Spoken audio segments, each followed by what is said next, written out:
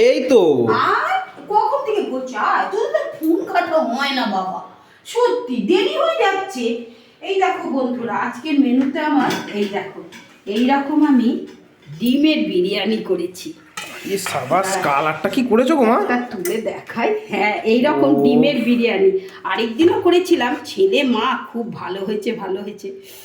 এই দেখো এই রকম আমি ওহ, গনগন করে ধোঁয়া উঠছে। ডিমের বিরিয়ানি, এই দেখো দেখেছো কি কি সুন্দর গন্ধ বেরোচ্ছে। দেখো না বন্ধুরা, এইটা আবার সেই একটা ঘাবলা ডিম ছিল, সেই ডিমটা উঠেছে, কি করা তাই না?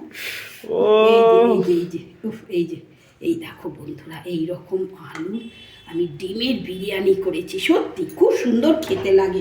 অথচ ডিমের তরকারি করলে বন্ধুরা একরকম খেতে লাগে, ডিমের তরকারি করলে একরকম খেতে লাগে। এইটা একদম ঘরে যা আছে, হ্যাঁ চালটা আমার আনা ছিল, বিরিয়ানির চাল আনা ছিল, অপূর্ব লাগে খেতে। মানে এক কথায় এত সুন্দর খেতে হয়, বিরিয়ানি স্টাইলেই এটা রান্না করা হয়েছে। আর গন্ধটা খুব সুন্দর বেরোচ্ছে মা, জানো তো? রান্না কেমন লাগলো, এদিকে লাইটটা জ্বলেনি, জানিও কিন্তু বন্ধুরা। এরকম ভাবে আমার সঙ্গে থাকবে। অসংখ্য ধন্যবাদ তোমাদের আমাকে এতটা সাপোর্ট করার জন্য।